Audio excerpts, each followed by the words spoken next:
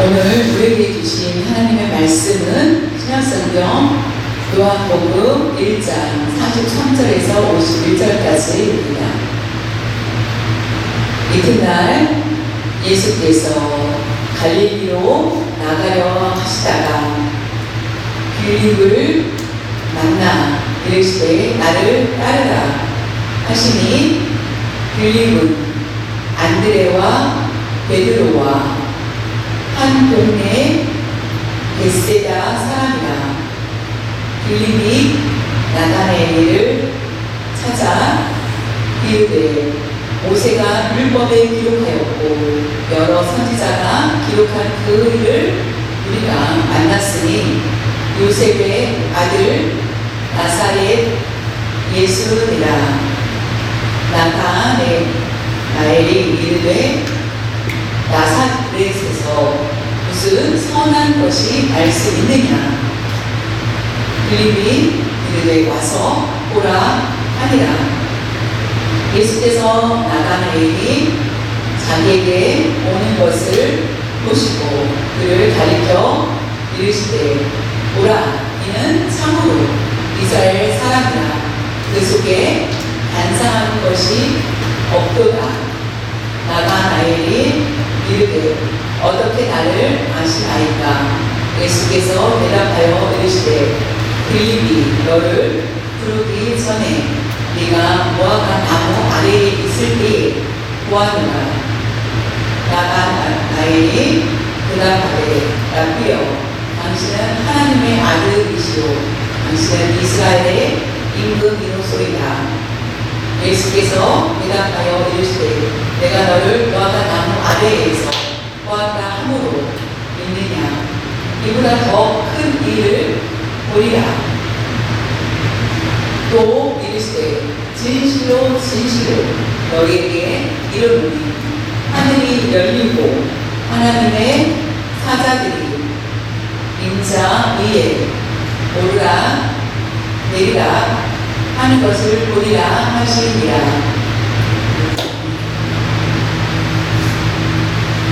지난번에 말씀 드린 거 여러분 다 기억하시죠? 예수님께서 세례 요한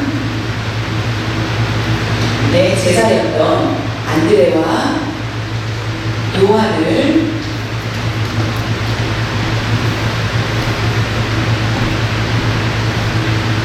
통하여서 세례 요한을 통하여서 안드레와 요한이 예수님을 내 제자가 됩니다. 네. 베드로도 현재 베드로도 배우게 되는 것 그 다음 날이 되었습니다. 예수님께서는 빌립과 나다나엘을 부르시는 것을 볼 수 있습니다. 또 그들을 제자로 삼습니다. 빌립과 나다나엘에 대해서 우리가 오늘은 함께 말씀을 나누겠습니다. 물론 안드레, 베드로는 물고기를 잡는 어부입니다. 그런데 빌립과 나다나엘의 직업은 무엇인지 자세히 나와 있지 않지만은 오늘 대화를 통하여서 아마도 지식층에 있는 사람이 아닐까라는 생각을 해보게 됩니다. 어부가 아니고 좀 더 지식을 가지고 있는 제자들이 아니었을까라고 추측을 합니다. 요한복음 1장 43절과 44절을 보면 이튿날 예수께서 갈릴리로 나가려 하시다가 빌립을 만나 이르시되 나를 따르라 하시니 빌립은 안드레와 베드로와 한 동네 벳세다 사람이라 라고 나와 있습니다. 빌립은 그 이름 자체가 유대인의 이름이 아니라는 것입니다. 제가 감상이라는 이름 보면 한국 사람이다 라는 것을 쉽게 알겠죠. 제가 요한이라고 하면은 미국 이름이구나 라고 생각을 할 수 있는 것처럼 빌립이라는 이름은 이스라엘 사람들의 이름이 아니었던 것을 볼 수 있습니다. 빌립은 얼굴은 이스라엘 사람인데 왜 빌립이라는 이름을 가졌을까라고 추측할 때 그 가족이 아마 유대의 전통 보수적인 그런 가정의 출신이 아니라 그 가족은 아마 개방되어서 헬라 문화를 접한 그런 가정이 아니었을까라고 생각합니다. 그래서 헬라식 이름인 빌립이라는 이름을 갖게 된 것을 볼 수 있습니다. 그렇기 때문에 문화가 굉장히 그 지식이 넓어져 있지 않았을까라는 생각이 됩니다. 그런데 성경 안에는 빌립에 대한 내용들이 많이 나와 있지 않고 요한복음에서 빌립이 좀 행하는 내용들이 조금 나와 있는 것을 보게 됩니다.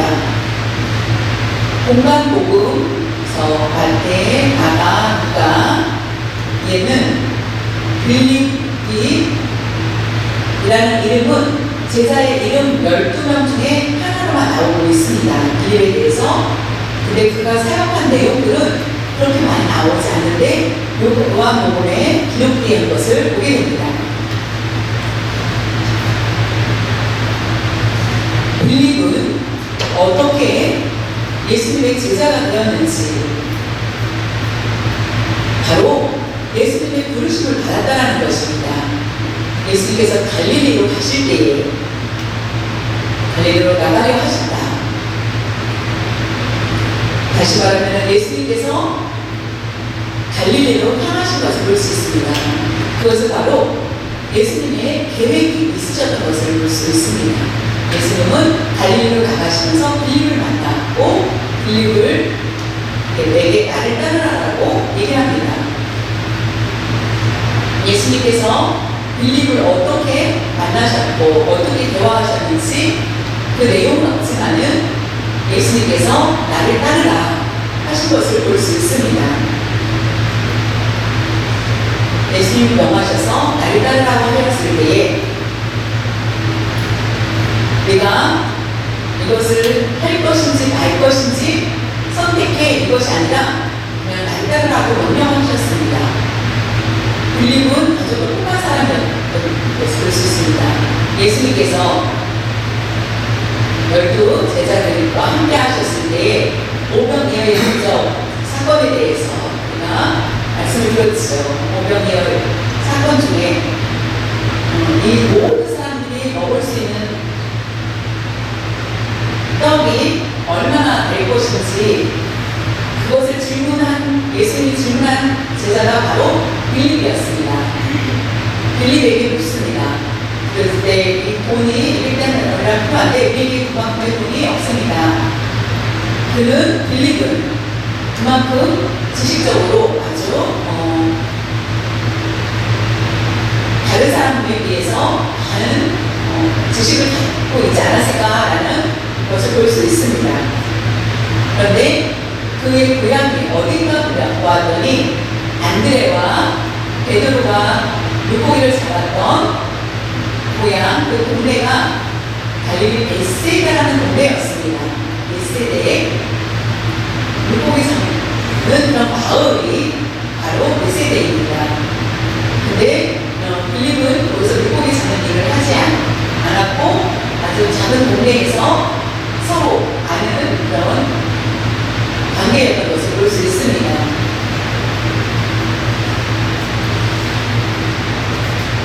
예수님께서 빌립을 어떻게 부르셨을까? 빌립의 마음은 어땠는지, 어떻게 정하였는지는 알 수 없지만 예수님이 부르셨을 때에 그 크신 음성을 듣고 빌립은 응답을 했다는 것입니다. 우리가 하나님의 자녀가 되었습니다.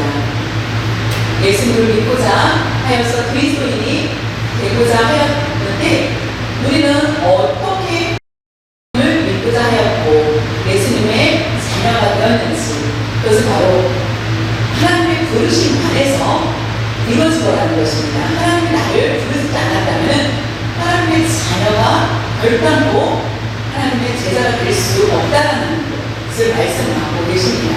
이것이 하나님의 은혜 안에 이루어진 것입니다. 요한복음 1장 45절에 보면 빌립이 나다니엘을 찾아 이르되 모세가 율법에 기록하였고 여러 선지자가 기록한 그 일을 우리가 만났으니 요셉의 아들 나사렛 예수니라.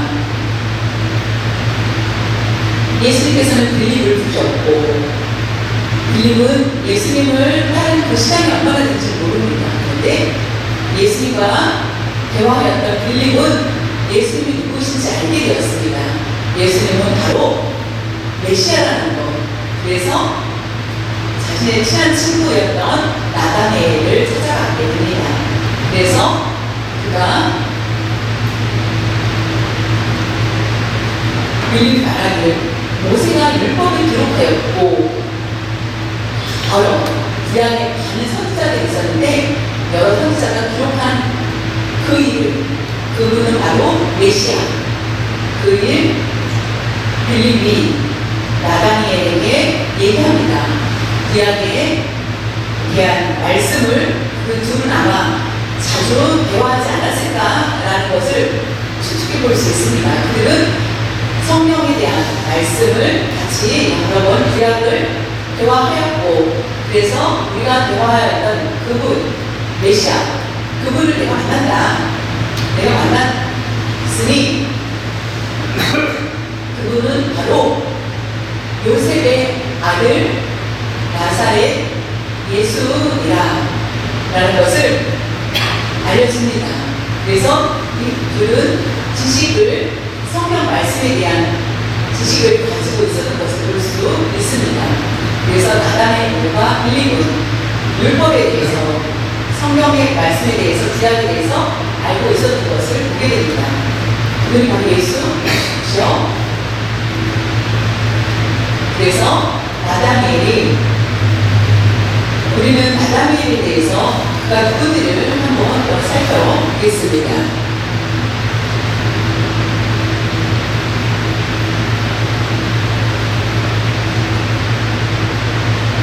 빌립은 지식뿐만 아니라 지식을 가지고 있었고 나다니엘과 아마 비슷했을 것 같습니다. 빌립은 500년의 기적이 있었을 때에 함께하였고 그리고 제자들에게도 얘기하는 것을 보게 됩니다. 요한복음 9장 6절 7절에 보면 예수께서 이르시되 내가 곧 길이요 진리요 생명이니 나로 말미암지 않고는 아버지께 올 자가 없느니라. 너희가 나를 알았더라면 내 아버지도 알았으리로다.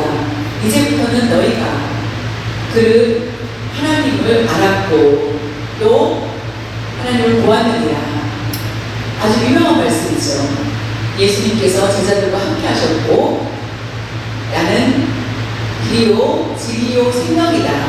네가 나를 알면은 나를 안다. 그것은 바로 하나님을 아는 것이다. 나를 보았느냐? 그러면은 하나님을 보는 것이며 나를 아는 것이고 하나님을 아는 것이다라는 말씀입니다. 내가 나를 본 거로 하나님을 보았다라는 것입니다. 빌립은 그때에 질문을 합니다.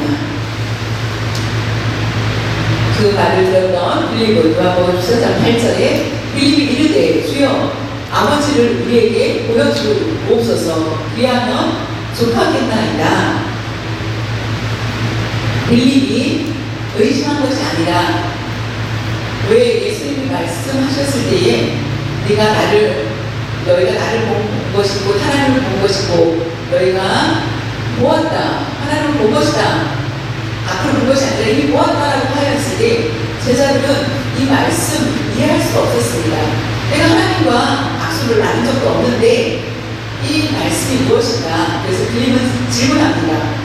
아버지를 보았다고 하는데 아버지를 직접 눈으로 볼 수 있게 하여 주십시오. 그랬을 때 제가 만족할 수 있겠습니다 라고 질문하는 내용이 굉장히 지식이 있는 질문이라는 것입니다. 수준 높은 질문인 것입니다. 요한복음 14장 9절에 예수께서 이르시되 빌립아 내가 이렇게 오래 너희와 함께 있을 때 네가 나를 알지 못하느냐. 나를 본 자는 아버지를 보았거늘 어찌하여 아버지를 보이라 하느냐.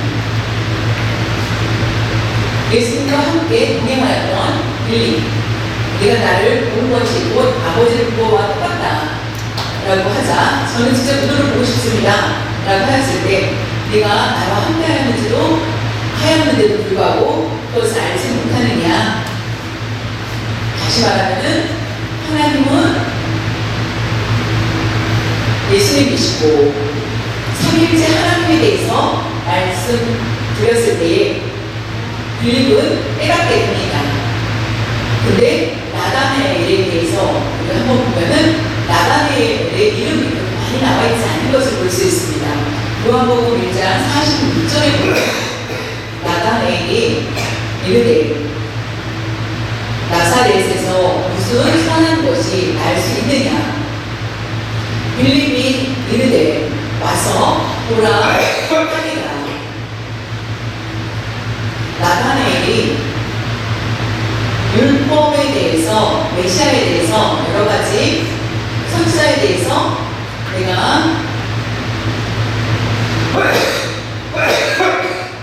나사렛에서 아는데 그것을 아는데 요셉의 아들 나사렛 예수다라고 하였을 때에 나다나엘은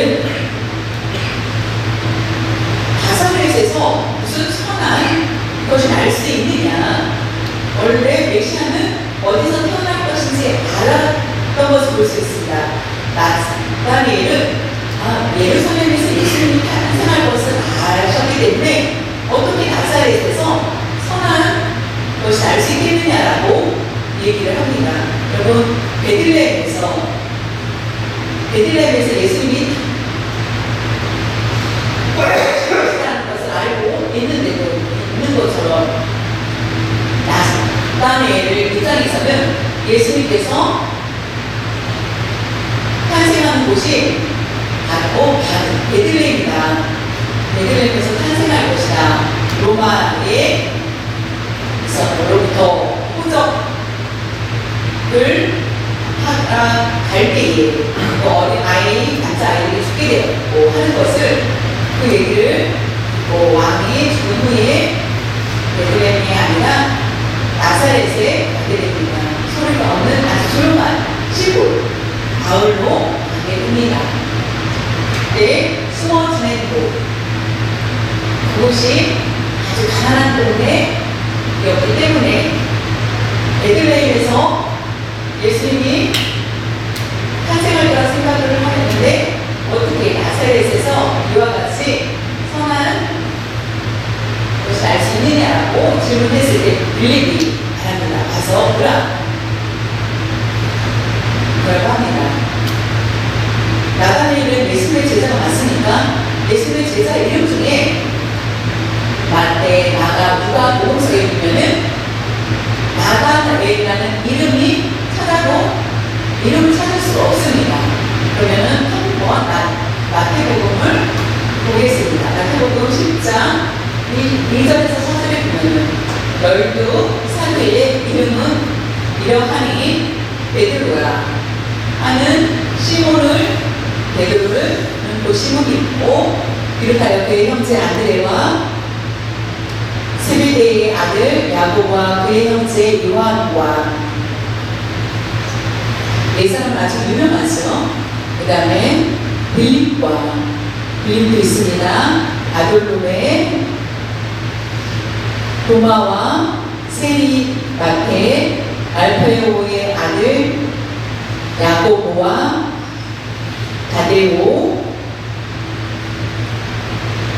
가나나인, 시몬 및 다른 유다 곧 예수를 한 자라.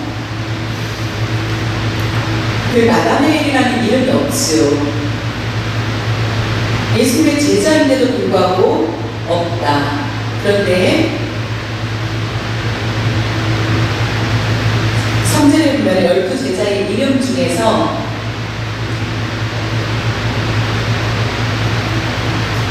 별명처럼 불려진 이름이 한 사람 있는데 그 별명의 이름이 바로 바돌로메입니다. 바돌로메. 왜냐하면 이스라엘 사람들이 연구를 하였을 때에 반은 아들이라는 뜻이고 돌로메는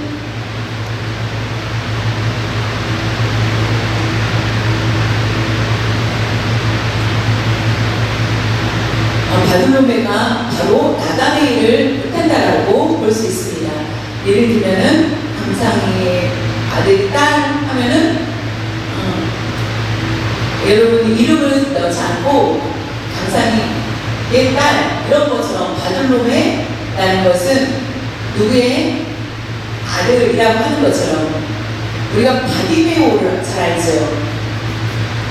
아들 이름 돌로메의 아들이다 라는 거. 돌로메의 아들 바디메오처럼 똑같이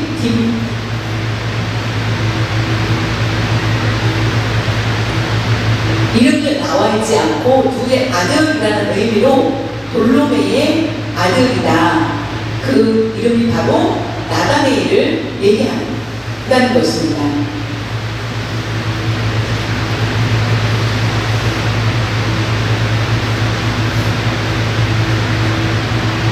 빌립이 나다니엘을 만납니다. 그래서 빌립과 바돌로메는 아주 친구여서 친한 친구이기 때문에 이름을 같이 넣지 않을까. 두 형제끼리 누구와 누구 한 것처럼 빌립과 바돌로메도 아주 친한 친구이기 때문에 빌립과 나다니엘을 같이 기록을 한 거로 봅니다.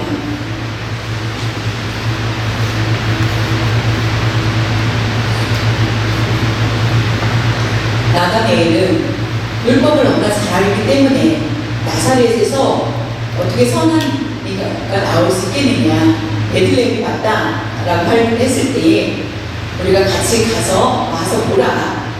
빌립은 나다네일을 가서 보자라고 해서 같이 예수님께 나아가는 것을 보게 됩니다. 요한복음 1장 47절에 예수께서 나다네일이 자기에게 오는 것을 보시고 그를 나다니엘을 가리켜 이르되 보라 이는 참으로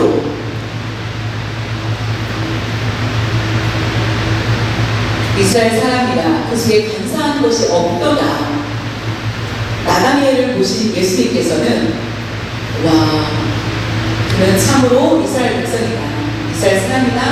그 안에는 간사한 것이 전혀 없다. 최고다 라고 하는 것입니다.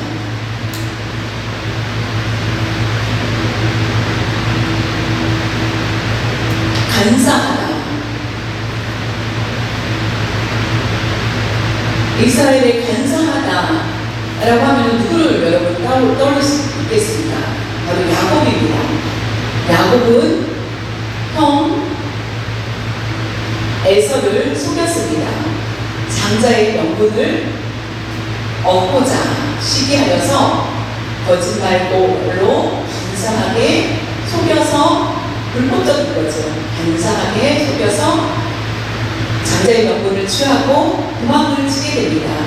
네, 베델에서 하나님을 만나게 되었고 하나님께서 그를 도와주었고 그리고 삼촌집에서 있다가 다시 돌아오게 됩니다. 그때 형이 많은 사람들을 이끌고 올 때에 약복강에서 야곱은 천사와 실물하게 됩니다. 그때 간절히 기도를 하죠. 하나님 응답해주지 않으시면 절대로 이 손을 놓을 수가 없습니다 라고 했을 때 내 이름이 뭐냐? 저는 야곱입니다. 이제부터는 너를 야곱이라 하지 말고 이스라엘이라 하라 라고 합니다. 그래서 이스라엘의 역사, 이스라엘의 나라가 됩니다. 그래서 그때에 간사한 야곱 이스라엘이 되었고, 그런데 참 이스라엘이었던 나단의 참 이스라엘이란 뜻은 다시 말하면은 야곱은 이스라엘이라는 이름을 가지고 그의 민족이 혈통으로 이스라엘이 됩니다. 근데 다시 말하면은 영적인 이스라엘을 다시 얘기를 합니다. 믿는 사람마다 하나님의 자녀가 되는 그것이 바로 나단을 보니까 영적으로 이스라엘 사람이라 그는 간사함이 없다라고 말씀하신 것을 볼 수 있습니다. 그의 마음에는 하나님을 사모하고 의지하는 그 마음이 있다라는 것을 예수님은 보았던 것입니다. 그의 밤을 부셨고 그리고 그를 칭찬하고 하십니다.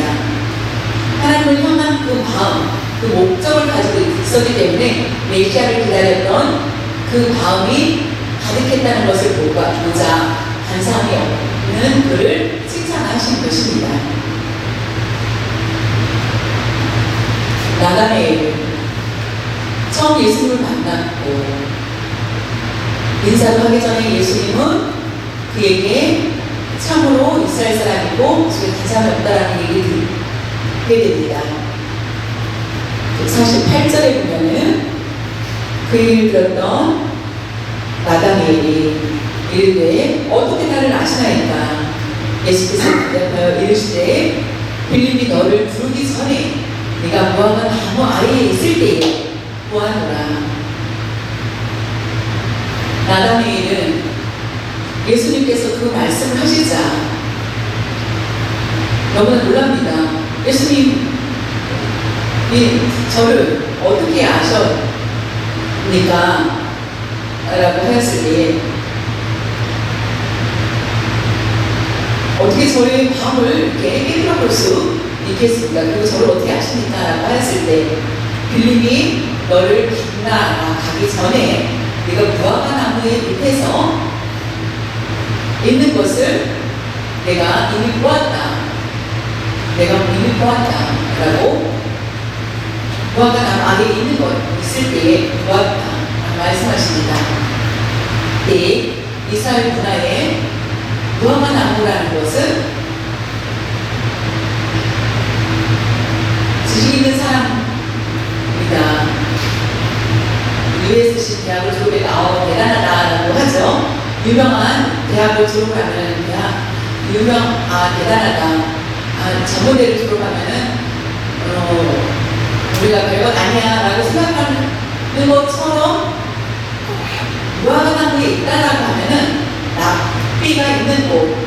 옛날에는 한쪽 건물이 없었기 때문에 무화과 나무가 굉장히 컸습니다. 그래서 그 밑에 그늘 밑에서 앉아서 말씀을 듣고자 하는 사람들이 있었고 납비가 그 말씀을 가르치는 곳이 바로 무화과 나무 아래라는 것입니다.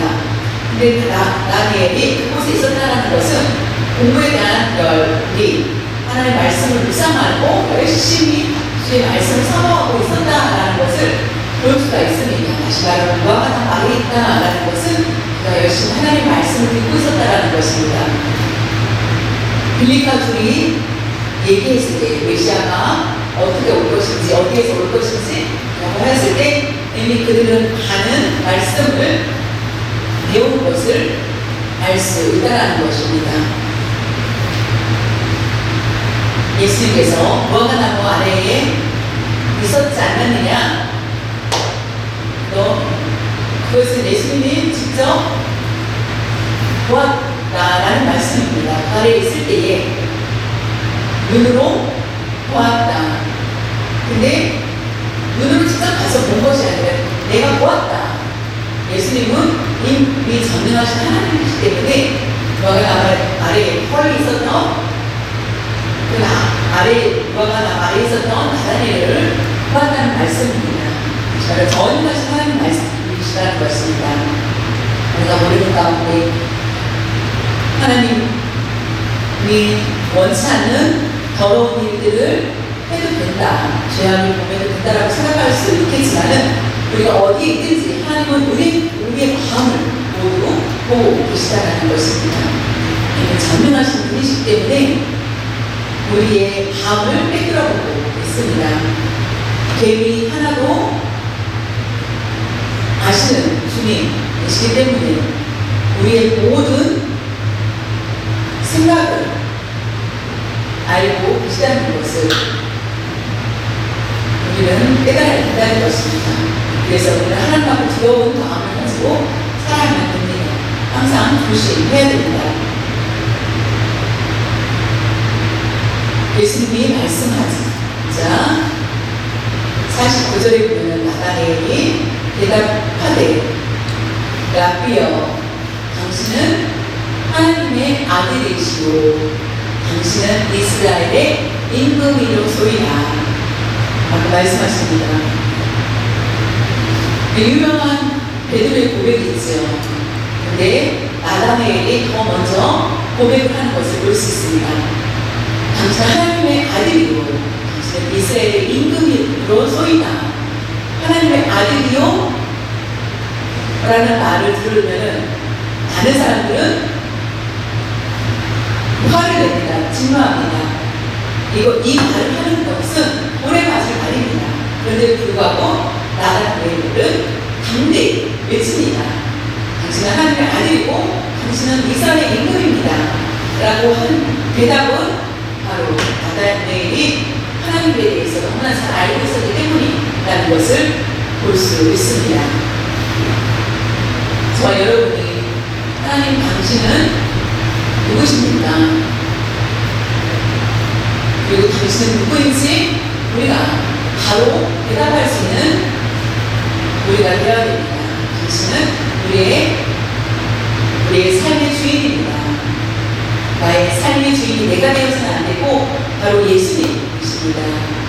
나의 삶의 주인이 예수님이시고 통치자가 바로 우리의 왕이신 우리 바로 당신이십니다. 그 예수 그리스도를 모시고 살아야 되는 것 그것이 바로 선 가운데 우리가 행할 수 있는 일이라는 것입니다. 예수님이 허락하지 않는다면 우리가 행하지 않고 예수님이 원하시는 그 일들을 하며 나의 주 나의 왕으로 모시는 것 그 삶이 바로 우리의 삶이라는 것입니다. 그것이 바로 나다니엘이 고백했던 것이 우리의 고백이 되었다는 것입니다. 50절에 보면은 예수께서 대답하여 이르시되 내가 너를 무화과 나무 아래에서 보았다 함으로 믿느냐 이보다 더 큰 일을 보리라. 나다나엘은 자신의 마음을 드러냅니다. 참으로 하나님의 아들이고 이스라엘의 왕이 임금이십니다. 라고 대답할 때 내가 무화과 나무 아래에 있다고 하니까 그와 같이 얘기하느냐 이보다 더 큰 일을 너가 보리라 라고 말씀하신 것을 볼 수 있습니다. 나다나엘은 완전한 믿음이 있지 않았는데도 불구하고 올바른 신앙을 고백하는 것을 볼 수 있습니다. 우리는 전문회를 통해서 하나님이 누구신지 고백을 한다고 생각합니다. 이스라엘의 임금이시오 라고 말할 수 있지만은 큰 일들을 보기 전에 우리가 고백하는 것은 하나님의 선택 안에 있었기 때문에 그 말씀을 예수님이 누구신지를 고백할 수 있었던 것을 볼 수 있습니다. 선택을 받았고 결국 그는 아직까지 변화되지 않은 몸을 가지고 있었지만은 예수 그리스도를 고백하는 것은 성령의 역사라는 것입니다. 지금 나를 내가 무화과 나무에서 보았다고 해서 그것을 믿느냐 이보다 더 큰 일을 볼 것이다라고 말씀하십니다. 요한복음 2장 11절에 보면 다음에 2장을 보게 되는데 먼저 보겠습니다. 예수께서 이 첫 표적을 갈릴리 가나에서 행하여 그의 영광을 나타내시매 제자들이 그를 예수님을 믿으니라.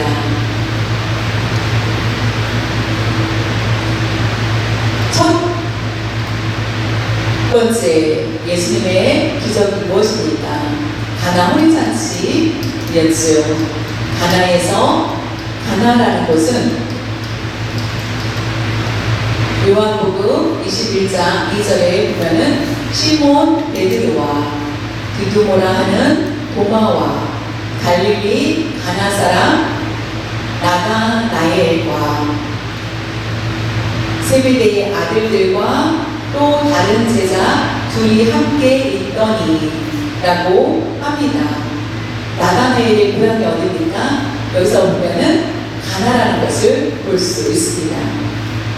나다나엘의 고향은 바로 가나였습니다. 예수님께서 나사렛과 가나는 아주 가까운 위치에 있습니다. 아주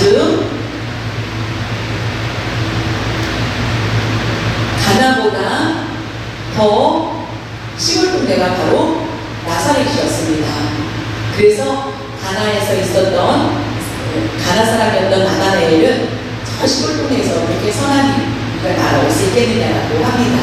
그래서 나사렛에 있었던 예수님께서 가나에 가서 혼인잔치 때 첫 번째 기적을 보이시는 것을 볼 수 있습니다. 더 큰 일을 볼 것이다 라고 하였지만은 나다나엘은 성경에는 없지만은 유전에 의하면은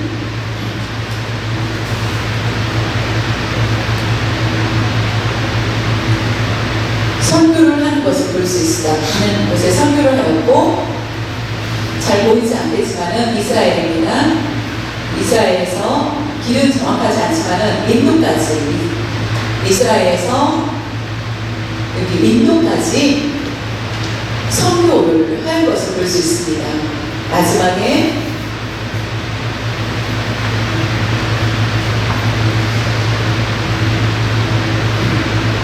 아르메니아, 러시아와 그 밑에 있는 터키, 지금 말하면 튀르키예 그 중간쯤에 있는 곳에 여기를 얘기합니다.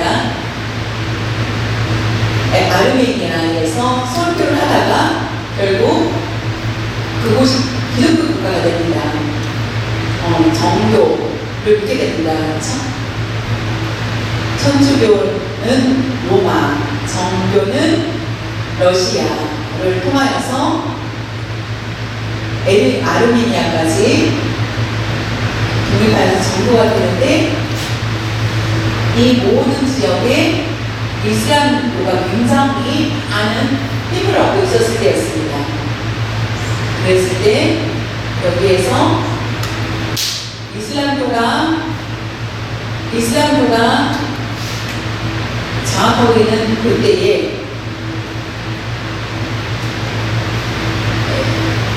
기독교, 정교, 튀르키예와 아르메니아는 사이가 좋지 않죠. 이슬람교와 기독교의 갈등이 있게 됩니다. 그래서 그곳에서 순교를 당하게 됩니다. 아마 이쪽도 지역에서 순교를 당하지 않았을까. 알팍이라는 곳에서 바들로메의 순교 교회가 있습니다. 바들로메가 순교했다라는 곳이 있는데 성수순례도 불가능합니다. 바울이 교회를 많이 세우고 하였지만은 선교는 많이 하는데 이곳에는 개인적으로 만약에 원하면은 갈 수 있는 곳이라고 합니다. 순교를 당하였는데 어떻게 나다니엘이 순교를 당했는지 이것은 그림이고요. 잘 보시면 어떻습니까? 잘 보십시오. 팔과 몸의 모습이 다르죠. 가죽이 벗겨지는 순교를 당했다. 가죽이 벗겨지는 순교를 당했다. 여러분, 이게 가능하겠습니까? 가죽이 벗겨지다. 가죽을 벗기는 순교를 당하는 것을 볼 수 있습니다. 얼마나 고통스러웠겠습니까? 그리고 가죽이 다 벗겨져서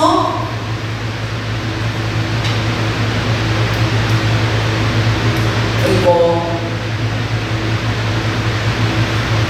뼈만 남고, 그래서 발가락, 이 가죽이 벗겨져서 발가락 모양 이런 모습들을 볼 수 있습니다. 이렇게 가죽이 벗겨지고 그 피부가 없이 회육 같은 그런 모습으로 되어 있는 것을 볼 수 있습니다. 머리도 이렇게, 발도 마찬가지 뼈만 남은 그런 모습을 가지고 살아있는 채로 가죽이 벗겨져서 순교를 되었습니다. 아르메니아와 트리키의 그 중간 사이에서 순교를 당한 것을 당했다라고 합니다. 그래서 최후의 심판의 그림을 한번 보겠습니다. 최후의 심판의 그림을 보면은 그 중에 이와 같은 모습이 있는데요. 자신의 가죽이 벗겨져서 이 그림 옆에 그림은 확대된 그림입니다. 이 사람은 바로 나단네의 순교자 나단에 있다라고 볼 수 있습니다. 그리고 칼이나 창이나 이렇게 순교를 당하는 것보다 가죽이 벗겨진다라고 생각한다면 얼마나 고통이 크겠습니까? 그래서 그 기독교가 그 안에 굉장한 많은 힘을 얻게 되는 것을 볼 수 있습니다. 그래서 8월 24일을 바들로메의 축제의 날로 정해서 나단일의 순교일을 모두 묵상하는 것을 볼 수 있습니다. 예수님은 어떻게 말씀하셨습니까?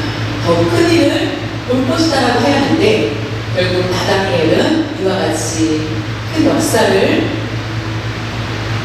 수비의 역사를 이루고 결국 바다에 던져서 아마 죽음을 버림을 받지 않았을까라고 생각을 합니다. 그런데 그가 가족이 벗겨지는 순교를 당했다라는 것을 여러분 생각해 보십시오. 여러분 감당할 수 있는 일입니까? 여러분 그게 가능할 수 있겠습니까? 여러분 그는 거꾸로 결국 가죽이 벗겨지고 거꾸로 십자가에 매달려 죽음을 당하게 됩니다. 그래서 예수님의 참된 제자가 바로 나다메입니다. 큰 역사와 위대함을 우리에게 남겨주고 순교한 것을 볼 수 있습니다. 요한복음 1장 51절에 보면은 또 이르시되 진실로 너에게 이르노니 하늘이 열리고 하나님의 사자들이 인자 위에 오르라 내리라 하는 것을 보리라 하시니라. 야곱 강가에서 있었을 때에 하늘이 열리고 천사들이 오르락내리락 하는 것을 보았지요. 이것은 인자는 바로 예수님을 얘기합니다. 예수님께서 하늘에 올라가셨을 때 천사들이 오르락내리락 한다. 그것은 다시 말하면 내가 길이 되고 내가 없이는, 예수님이 없이는 하나님의 나라에 올라갈 자가 없다는 말씀입니다. 나를 믿는다면은 하나님의 나라에 들어갈 수 있다는 것입니다. 나다니엘은 그 말씀을 믿고 열심히 주님을 위해서 충성하는 것을 볼 수 있습니다. 하늘 가는 길, 그 사닥다리가 통로가 우리에게 되는 것입니다. 바로 예수 그리스도를 통해서 우리가 하나님의 나라에 올라갈 수 있게 그 길을 열어주셨다는 것입니다. 예수님을 믿는 우리는 하나님의 나라에 모두 들어갈 것입니다.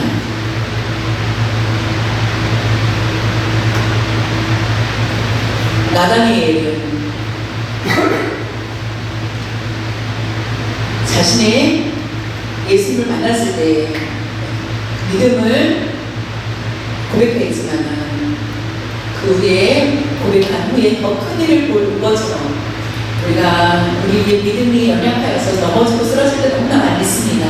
우리의 모습이 너무나 부끄러울 때가 너무나 많습니다. 그러나 예수님을 믿습니다 라고 고백할 때에 나다니엘이 또 마찬가지로 예수님을 만난 후에 그에게도 많은 어려움이 있었을 것입니다. 그런 것처럼 우리가 예수님을 믿었을 때에 많은 어려움 가운데서도 다시 한번 믿음을 잃지 않고 더 굳건해지고 어떤 세상의 조건들을 따르지 않고 참된 믿음을 따르는 그 믿음에서 벗어나지 않기를 간절히 바랍니다.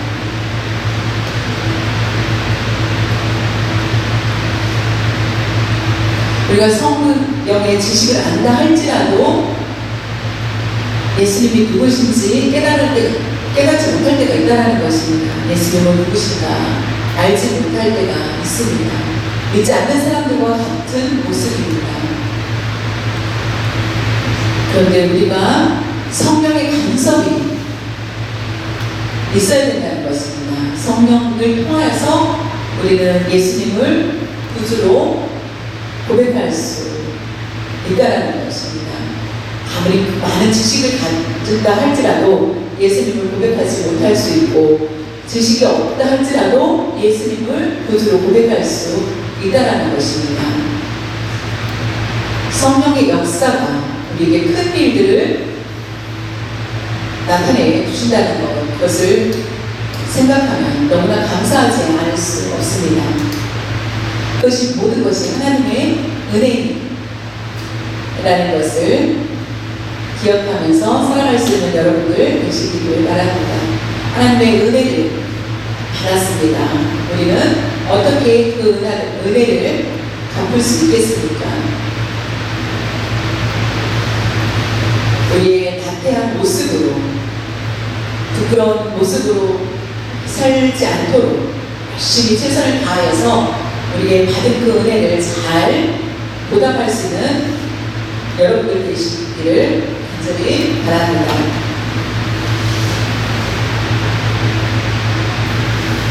하나님 아버지 감사합니다.